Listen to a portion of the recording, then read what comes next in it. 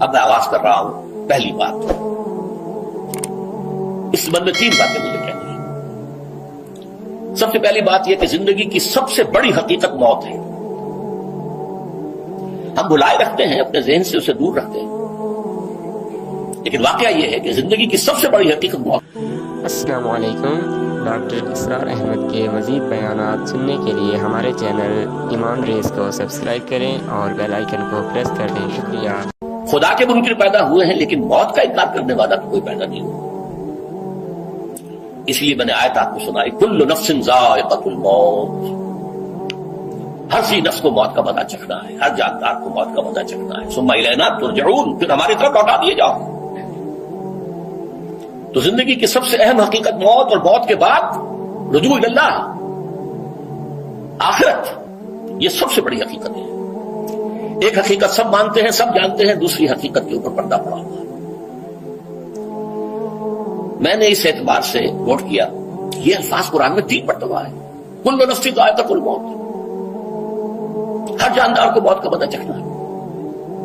انبیاء اس سے مستثنا نہیں رہے، رسول اس سے مستثنا نہیں رہے، اولیاء اللہ مستثنا نہیں رہے۔ وقتی طور پر استثناء حضرت عیسیٰ کا ہے کہ ابھی وہ زندہ ہے، لیکن عیسیٰ یاتی علیہ الموت، حضور نے فرمایا عیسیٰ پر بھی موت آئے گی، جب دوبارہ آئیں گے زمین پر اتریں گے، پھر اس کے بعد اوپر موت وارد ہوگی، ان کی نماز جنازہ پڑھی جائے گی، انہیں دفن کیا جائے گا حضور کے پہلو میں، شادی بھی کریں گے، اولاد بھی ہوگی۔ باقی تو یہ ہے کہ کل نفس ذائقۃ الموت، سب کو موت کا مزہ چکھنا ہے۔ عیسیٰ بھی بالآخر اس سے مستثنا نہیں رہیں گے، بلکہ قرآن میں ایک جگہ کہا گیا ہے افإن مت فهم الخالدون، کیا ہے نبی اگر آپ کا انتقال ہو گیا تو یہ کیا ہمیشہ رہیں گے؟ کون ہے دنیا میں جو ہمیشہ رہے؟ انتقال تو ہونا، آپ کا بھی ہونا ہے۔ انک میت وانہم لمیتون،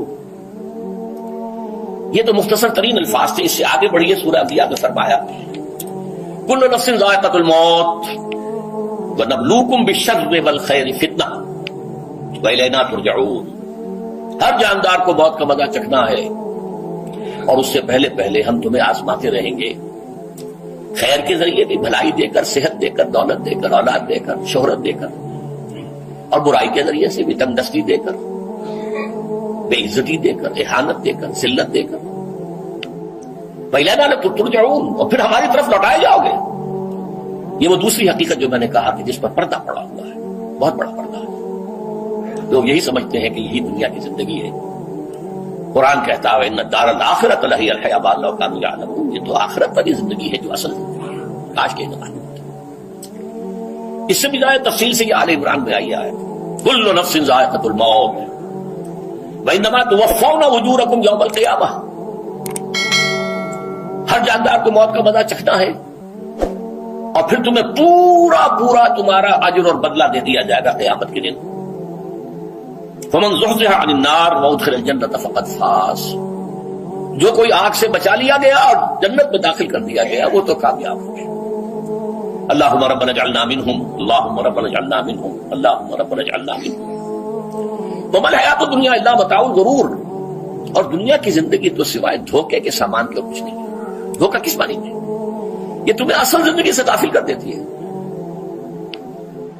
تم کہیں سفر پر جا رہے تھے، تمہارا کہیں گھر تھا، تمہیں واپس آنا تھا، تم راستے ہی میں کسی دلچسپی میں ایسے مگن ہوئے کہ گھر بار سب بھول گئے۔ یہ تو تمہارا عارضی سے سفر تھا، تم نے اسی کو اپنی منزل بنا لیا، اپنا ٹھکانہ بنا لیا، تو دھوکہ دیا اس نے تمہیں۔ ویسے دنیا کی زندگی دھوکہ نہیں ہے، بڑی حقیقت ہے، اس لیے کہ حضور نے فرمایا انما الدنیا مزرعۃ الآخرہ، یہ دنیا آخرت کی کھیتی ہے، یہاں بو گے تو وہاں کاٹو گے، یہاں کچھ کمائی کرو گے تو وہاں اس کا بدلہ ملے گا۔ اس اعتبار سے دنیا بہت بڑی حقیقت ہے، ایک ایک لمحہ بہت بڑی قیمتی شے ہے، لیکن اگر یہ دنیا تمہیں آخرت سے غافل کر دے تو اس سے بڑا دھوکے باز ہو گئے۔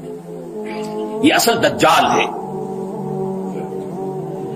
میں نے تقریباً 60 برس کی عمر کو جب میں پہنچا تھا تو موت کا انتظار شروع کر دیا تھا۔ میرے قریبی احباب کو معلوم ہے، میں کہتا رہا، یہ بھی کہتا رہا کہ بھائی میں اپنے حصے کا کام کر چکا ہوں، جتنی صلاحیت اللہ نے دی تھی، جتنی بھی میرے اندر استعداد تھی، میں اس کو بھرپور طریقے پر استعمال کر چکا ہوں۔ دم واپسی برسرے راہ ہے عزیز و اب اللہ ہی اللہ ہے، یہ میرا معاملہ رہا ہے 60 برس کی عمر سے۔ اس کے بعد اللہ نے مزید 14 برس دیے ہیں، یہ نافلۃ لک کے درجے میں کہتا ہوں، اس کا اللہ کا عطیہ خصوصی ہے، نفل ہے، ہمیشہ کہتا رہا ہوں۔ मसनून जिंदगी तो 61 बरस है हमारे हिसाब से। अल्लामा इकबाल के बारे में सुना है कि रोया करते थे कहीं मेरी उम्र हुजूर की उम्र से ज्यादा न हो, वो 6 महीने कम ही रही है हुजूर की उम्र से। जो हुजूर की उम्र थी वही हजरत अबू बकर की, वही हजरत उमर की, वही हजरत अली की। हाँ, हजरत उस्मान 82 बरस के हुए माशाअल्लाह। फिर यहाँ के मुजद्दिदीन में से वही उम्र हजरत शेख अहमद सरहंदी की, वही शाह वलीउल्लाह देहलवी की। हाँ, शेख अब्दुल हक मुहद्दिस देहलवी रहमतुल्लाह अलैह 82 बरस की उम्र। लेकिन ये मैं कहा करता था मसनून उम्र तो 61 बरस है, जिसे हम 63 कहते हैं, वो असल में हमारे हिसाब से 61 बनता है। वो 63 कमरी है, जो 9 दिन कम है, कमरी साल जो है वो शमसी साल से। बहरहाल मैं उस वक्त से मुंतजिर था, लेकिन जो भी वक्त अल्लाह ने दिया है अल्लाह का शुक्र है, वो मुफीद कामों में लगा है। इनमें खास तौर पर मैं समझता हूं कि अल्लाह का मुझ पर सबसे बड़ा एहसान, और मुझी पर नहीं, बहुत बड़े पैमाने पर लोगों पर जो एहसान हुआ है, वो मेरा 1998 का दौरा तर्जुमा कुरान है जो कराची में हुआ था। 1998 के मार्च में मेरा बड़ा ऑपरेशन हुआ, दोनों घुटने तब्दील किए गए। लेकिन 98 के आखिर में, हालांकि मैं चल नहीं सकता था, कराची में मस्जिद जो है ऊंची है, दूसरी मंजिल पर है, तो खास रैंप बनाया गया जिसके जरिए मैं व्हील चेयर पर मुझे ले जाया जाता था अपने दर्स किया। इस दर्स की गुज़श्ता चंद सालों से पूरी दुनिया में जो गूंज हुई है अल्लाह के फजल करम से, अल्लाह कोई हिकमत खुदाबंदी इसके साथ वाबस्ता है। इसमें मेरे किसी काम को दखल नहीं है, मेरी किसी कोशिश को दखल नहीं है। मैंने तो जो दर्स में देता आ रहा था सन 85 से दौरा तर्जुमा कुरान, अलबत्ता ये बात जरूर है कि मैंने महसूस किया था कि सन 98 के उस दर्स में दौरा तर्जुमा कुरान के मुझे खुसूसी इंशरा हासिल था। मेरी सारी गुफ्तगू का हासिल क्या है? देखिए, नजरियाती तहरीकों का ताल्लुक अशखास से नहीं होता, ठीक है। कोई उसका दाई होता है, कोई उसका मुअस्सिस हो जाता है, कोई उसका आवाज करने वाला होता है, लेकिन नजरियाती तहरीक अफराद से वाबस्ता नहीं। अफराद आते चले जाते हैं अपना अपना हिस्से का काम करके, जिसको जितना मुकद्दर है, जिसकी अल्लाह ताला की तरफ से तौफीक है, वो अपना काम करेगा, चला जाएगा। ये चमन यूं ही रहेगा और हजारों जानवर अपनी अपनी बोलियां सब बोल कर हो जाएंगे। मुबारक है वो लोग जिन्हें कुरान की बोली बोलना नसीब हो जाए। मुझे गुमान है, अल्लाह का फजल है कि मैं उनमें से उन्होंने कुरान की बोली बोली है, और कुरान मजीद को जैसा कि वो है एज इट इज, अपने को मजूमा ख्यालात, अपने कोई जहन से जायदा नजरियात को मैंने उसमें दखल नहीं दिया, जिसे अंग्रेजी में आप ऑब्जेक्टिवली कहते हैं। खालिस मारूसी तौर पर कुरान को पढ़ा, कुरान को कुरान से समझाए, या फिर सीरत रसूल से समझाए। मैं लफ्ज़ सुन्नत की बजाय सीरत इस्तेमाल कर रहा हूं। कुरान मुजस्सम हुजूर थे सल्लल्लाहु अलैहि वसल्लम, और हुजूर की सीरत और हयात जो है वो कुरान मजीद की असल तफसीर है। ये हकीकत भी बहुत कम लोगों के इल्म है। वो अहादीस का नाम तो लेते हैं, अहादीस भी है, सीरत भी तो अहादीस ही से हमें मिलती है, लेकिन मैं खासतौर पर सुन्नत की हदीस की बजाय सीरत का इस्तेमाल करता हूं। कुरान की 2 सोर्सेस हैं, कुरान खुद और सीरत रसूल सल्लल्लाहु अलैहि वसल्लम। बहरहाल इंशाअल्लाह और अजीज ये काम बढ़ेगा, चलेगा, ये मैं अभी बाद में अर्ज करूंगा। दूसरी बात जो मैंने आज पढ़ी आपको, वो मन नुअम्मिरहु नुनक्किसु फिल खल्क़ अफला याक़िलून, बहुत बड़ी हकीकत जिंदगी की ये भी है। इसकी हम उम्र ज्यादा कर देते हैं, उसकी खल्क़ी सलाहियतों में कमी कर देते हैं। मोटी बात है, बुढ़ापा आएगा, हमेशा की मानी हुई बात है। अगरचे जवानी में आदमी बुढ़ापे का तसव्वुर नहीं करता, लेकिन बुढ़ापा आना है, यह भी एक हकीकत है मौत की तरह। गालिब ने कहा था, मुजमहिल हो गए कवाए गालिब, अब अनासिब में इत्दाल कहां। एक साहब ने मुझे शेर सुनाया था, इब्राहिम साहब से टोंक के रहने वाले। ज़ौफ़े पीरी बढ़ गया, जोशे जवानी घट गया, अब आसा बनवाइए नखले तमन्ना काट कर। ये तमन्नाएं जो है तूरुल अमल, काटो, अब गई जवानी, उमंगों वाला दौर गया, और ये जो तमन्नाओं का पौधा है, इसमें से लकड़ी लेकर आसाए पीरी बनवा लीजिए। अब बुढ़ापे के लिए एक आसा दरकार है। बड़ा प्यारा शेर है, ज़ौफ़े पीरी बढ़ गया, जोशे जवानी घट गया, अब आसा बनवाइए नखले तमन्ना काट कर। अभी 2-3 दिन हुए हैं, यहां पर जो खाना फरहंग ईरान है उसके डायरेक्टर आए थे, उन्होंने फारसी का एक शेर सुनाया, बड़ा प्यारा शेर। दर जवानी गुफ्तम कि शेर शेरस्त अगरचे पीर बुवत। जवानी में मैं ये कहा करता था कि शेर तो शेर ही होता है, चाहे बूढ़ा हो जाए, बूढ़े होने से उसमें क्या फर्क वाक़ हो जाए। शेर शेरस्त गरचे पीर बुवत, चूब पीरी रसीदम جب میں خود پیری اور بڑھاپے کو پہنچ گیا دیدم، تو مجھے یہ بات نظر آئی کہ پیر پیرست گرچہ شیر بہت، بوڑھا بوڑھا ہی ہوتا ہے چاہے وہ شیر ہی کیوں نہ ہو۔ تو یہ بڑھاپا جو ہے یہ زندگی کی دوسری بڑی حقیقت ہے۔ اس کا ایک اثر تو سب کو معلوم ہے، قوائے غالب جو میں نے کہا، بڑھاپے کا عام نتیجہ جسمانی ضعف، سب جانتے ہیں، لیکن مجھ پر اور کچھ اور لوگوں پر بھی خاص طور پر اس کا جو ایک اثر ہوتا ہے، یہ مجھ پر ہوا ہے، وہ ہے یادداشت کی کمزوری۔ اور یہ میں کئی سال سے محسوس کروں، میری پرانی یادداشت بڑی مضبوط ہے، قوی ہے، اس میں کہیں کوئی کمی نہیں ہے، لیکن ریسنٹ پاس کی چیزیں جو ہے، پچھلے 5-6 سال کے واقعات مجھے یاد نہیں رہتی، اشخاص سے ملا ہوں اور دیکھ کے پہچان لیتا ہوں، کئی بار ملاقات ہوئی، نام یاد نہیں آتا، تاریخیں اور اشخاص کے نام کے اعتبار سے تو خاص طور پر کئی سال سے میری جو میموری ہے وہ امپیئرڈ ہے۔ اور میں محسوس کرتا رہا ہوں کچھ عرصے سے کہ عین تقریر کے دوران محسوس ہوتا بلیک آؤٹ ہو گیا، اور مجھے سلسلہ کلام جوڑنے کے لیے سوچنا پڑا۔ بعض اوقات 1000 کروڑ مرتبہ بولے ہوئے الفاظ غائب، اب چاہے کتنا ہی ذوق لگا لوں وہ لفظ یاد نہیں آئے گا، ہاں تھوڑی دیر کے بعد خود بخود یاد آ جائے گا۔ میرے اس آپریشن سے کچھ عرصے پہلے تک جو میری تقریریں یہاں ہوئی، ان میں بہت سے لوگوں نے نوٹ کیا، میری تقاریر میں اب وہ روانی نہیں رہی تھی، وہ جو کراس ریفرنسز آیا کرتے تھے، جس کی بنا پر ایک مولانا عبد الکریم باریک صاحب تھے ناگپور کے، انڈیا کے، مولانا علی میاں کے، وہ خلفاء میں سے، انہوں نے تفسیر بھی لکھی ہے قرآن کی، وہ ایک مرتبہ لاہور آئے تھے، تو اسے بھی ملاقات ہوئی، میرا درس بھی سنا، پھر یہاں وہ ایک دینی ادارے میں گئے، وہاں میرے خلاف باتیں ہو رہی تھی، تو انہوں نے کہا بھائی اس شخص کی کیا بات کرتے ہو، اس کے سامنے تو معلوم ہوتا ہے کہ قرآن کھلا ہوا ہے، جہاں سے چاہے لے لے، پھول کھلے ہیں گلشن گلشن، لیکن اپنا اپنا دامن، تم کیا بات کر رہے ہو اس کے بارے میں؟ تو عبد الکریم باریک صاحب کی وہ جو تقاصر تھا وہ صحیح تھا، کراس ریفرنسز کا آنا، القرآن یفسر بعضہ بعضا، اس میں بہت کمی آ گئی۔ بہرحال اس کے علاوہ تیسری چیز ہوتی ہے بڑھاپے میں ریزسٹنس کی کمی کی وجہ سے عوارض۔ بلڈ پریشر کا میں مریض ہوں اور کوئی 25 برس سے ہوں، شوگر کا میں مریض ہوں اور کوئی 5 برس سے ہوں۔ ایک خاص برس جو مجھ پر آیا ہے آج سے 4 سال پہلے، اس کی ایک تاریخ ہے۔ یہ جو امراض دماغی کے ماہرین ہیں یہ کہتے ہیں کہ ایک مرض ہے بائی پولر ڈپریشن، انسان میں کبھی تو انشراح ہوتا ہے، ایکٹیویٹی ہوتی ہے، سوچتا ہے اور ایکٹیو کرنے کے لیے، گفتگو کے لیے، بھاگ دوڑ کے لیے طبیعت میں آبادی ہوتی ہے، کبھی وہ بجھ سا جاتا ہے، کبھی وہ حرکت کرنے کو جی نہیں چاہتا، پڑا رہے کسی کونے میں سو جائے، تو یہ بائی پولر معاملہ کہلاتا ہے، یہ ویو چلتی ہے۔ اچھا یہ ہے ہر انسان میں، جسے ہم عام طور پر کہتے ہیں موڈ آف ہے بھائی میرا، مجھ سے باتیں کرو، تو یہ موڈ کا آف ہو جانا، آن ہو جانا، یہ عام آدمی بھی ہوتا ہے، لیکن جو اللہ کے کسی فضل و کرم سے زیادہ ذہین ہو، زیادہ حساس ہو، ان میں پھر یہ جو ویو ہے یہ زیادہ اونچائی زیادہ نیچائی، زیادہ اونچائی زیادہ نیچائی، اور اس کو پھر ہم کہتے ہیں مرض بائی پولر۔ یہ ہمارا خاندانی مرض ہے، والد صاحب کا تھا، وہ تھا، بڑے بھائی اظہار احمد صاحب کو ہوا، میری بڑی ہمشیرہ کو ہوا۔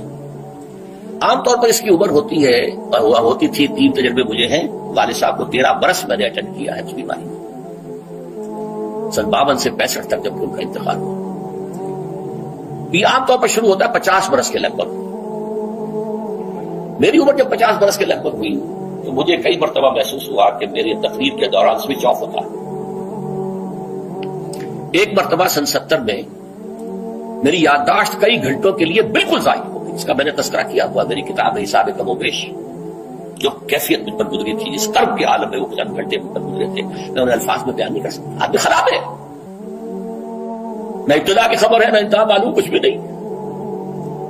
میں جب 50 برس کا ہوا اور یہ 2 مرتبہ مجھے جھٹکے لگے مسجد سمن آباد کے اندر، تو میں نے ڈاکٹر رشید چودھری صاحب سے، وہ میرے والد صاحب کے بھی والد رہے تھے، میں نے ان سے کہا کہ یہ ڈینجر زون میں داخل ہو گیا۔ ان کا نہیں آپ کو یہ نہیں ہوگا، اس لیے کہ آپ اللہ کے کتاب کی خدمت کر رہے ہیں۔ تو ان کی یہ بات تو पार्शली ट्रूथ निकली कि 70 बरस की उम्र में मुझ पर ये 20 बरस अल्लाह ताला ने मुझे इसमें एक बोनस दे दिया। 70 बरस में ज़हूर हुआ, उसका एक्साइटिंग काज बना है अफगानिस्तान में जो हादसा हुआ तालिबान के साथ। इतना सदमा मुझे था, एकदम बैठ गया, एकदम बैठ गया। ये चीज जो है अभी कंटिन्यू कर रही है। तो फरमाया फला उक़सिमु बिमवाक़िन नुजूम, वक़ा यक़अ के क्या मानी है, और ये सूरत कौन सी? वाक़िआ, इज़ा वक़अतिल वाक़िआ। वक़ा गिर जाना, पड़ जाना, ये सितारों के डूबने की जगह है। फला उक़सिमु बिमवाक़िन नुजूम व इन्नहु लक़समुन लौ तअलमून अज़ीम। और अगर तुम जानो तो ये बहुत बड़ी कसम है जो हमने खाई है। उस वक्त का इंसान क्या समझता कि सितारे कहां जाते हैं, कहां गुरूब होते हैं, कहां गिरते हैं। आज हमें मालूम है। सूरह हामीम सजदा में जो कहा गया है, सनुरीहिम आयातिना फिल आफाक़ व फी अनफुसिहिम हत्ता यतबय्यन लहुम अन्नहुल हक़।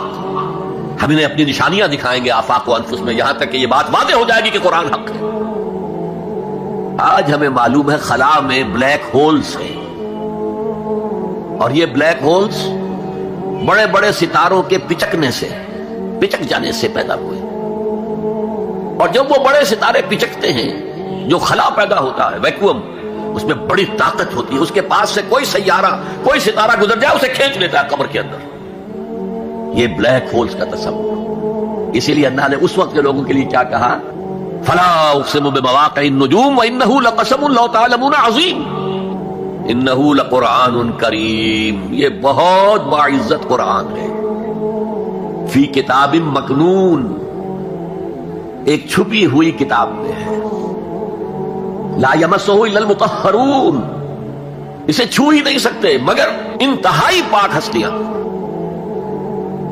इसके क्या मानी है? पहली बात तो हमें मालूम हो गई, मुराद फरिश्ते हैं। बेअदी सफरतिन किरामिन बरारा, उसी की शरह हो रही है ना। इसी से एक फिकी मसला निकाला गया कि बगैर वजू के हाथ ना लगाओ।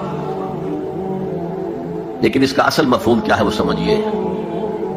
कुरान की रूह तक कोई नहीं पहुंच सकता जब तक कि तज़किया नफ्स न हो गया। अगर हुब्बे माल, हुब्बे दुनिया, हुब्बे जाह, हुब्बे शोहरत, अगर ये तमाम मोहब्बत में दिल से निकल ना जाए तो कुरान की रूह तक आपकी अप्रोच नहीं होगी। मौलाना रूम ने कहा है, अगरचे जरा मैं समझता हूं कि उन्होंने बहुत सख्त अल्फाज इस्तेमाल किए, माज़ कुरान मग़ज़हा बर्दाश्ते उस दफा पेशे सगा अंदाज़ते। हमने कुरान से उसका मग़ज़ ले लिया है, जो एसेंस है वो खींच लिया है। हड्डी का गूदा जो है वो हमने निकाल लिया। हड्डियां हमने फेंक दी है कुत्तों के सामने जो लड़ रहे हैं। इल्म कलाम का मसला है सिफात हक से जुदा या आयन ज़ात। कुरान मखलूक है या नहीं है, गैर मखलूक, और बड़े बड़े हो रहे हैं उसके ऊपर। ये कुत्ते लड़ रहे हैं इन हड्डियों के ऊपर। हमने उसमें से असल शय निकाल ली। वो क्या है? अल्लाह की मोहब्बत, अल्लाह की मारिफत। ये है असल शय। माज़ कुरान मग़ज़हा बर्दाश्ते उस्तखा पेशे सगा अंदाज़ते। तो जब तक इंसान का बातिन पाक ना हो जाए वो कुरान के छिलकों से खेलता रहेगा, चाहे वो कहने को मुफस्सिर हो, कुरान के बातिन तक कभी नहीं पहुंचेगा। फी किताबिन मकनून ला यमस्सुहु इल्लल मुतahharun तंजीलुम मिन रब्बिल आलमीन। ये थोड़ा थोड़ा करके उतारा गया है रब्बुल आलमीन की तरफ से। इंजाल के मानी है दफअतन उतार देना। लैलतुल कद्र में आया इन्ना अंज़लनाहु फी लैलतिल कद्र। रमजान के बारे में शहरु रमज़ान अल्लज़ी उन्ज़िला फ़ीहिल क़ुरान इफ़ाल, लेकिन हुजूर पर एकदम नहीं उतरा, थोड़ा थोड़ा थोड़ा थोड़ा 23 बरस में जाकर उसकी तकमील हुई। अब देखिए जो शिकवा किया अल्लाह ने, क्या इस जैसी नेमत से तुम मुदाहनत कर रहे हो, बेइतनाई कर रहे हो? इसे पढ़ते नहीं हो, इसे समझते नहीं हो, इस पर अमल नहीं करते, इसे अपना इमाम नहीं बनाते।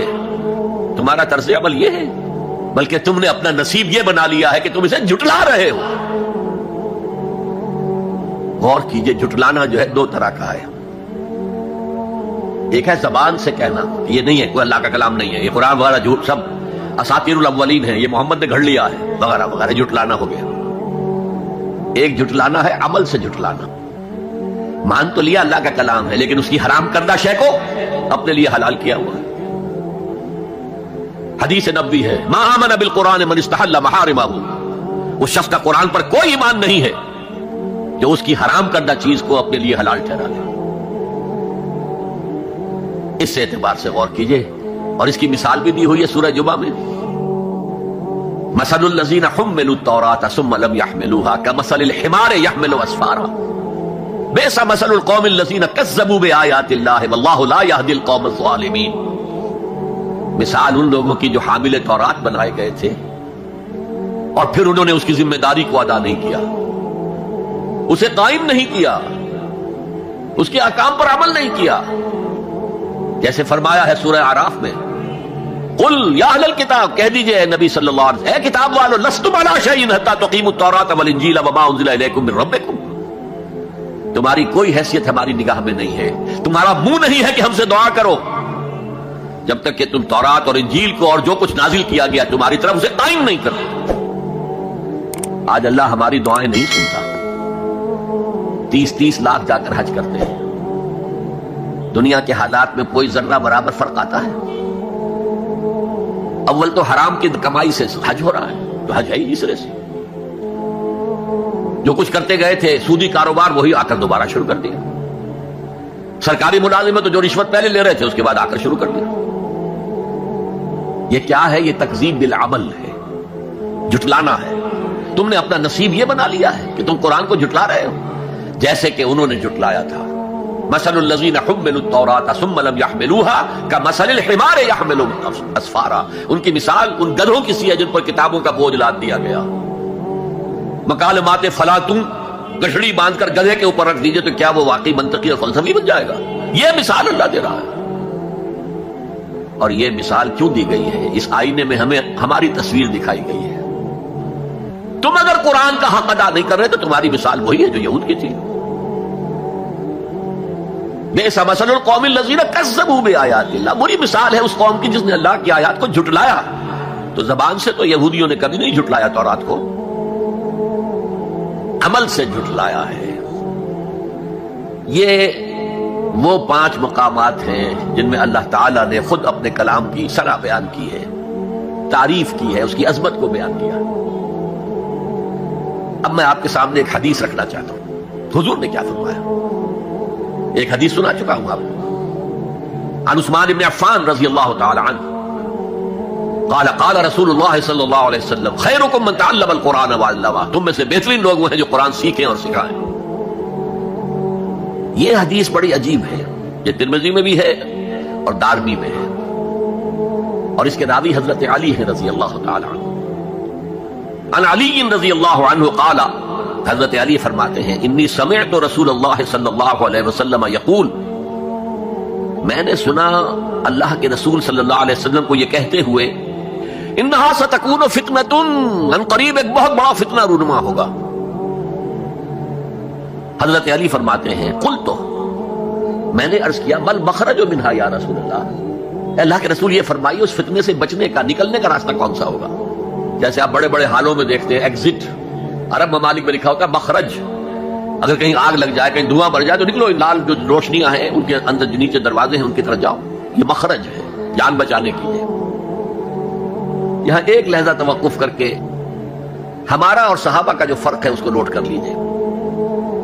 اگر ہم ہوتے تو کیا پوچھتے، حضور یہ فتنہ کب آئے گا، کدھر سے آئے گا، کیوں آئے گا، کیا ہوگا، یہ سارے سوالات کرتے نا، جن کا عمل سے کوئی تعلق نہیں، معلومات ہے۔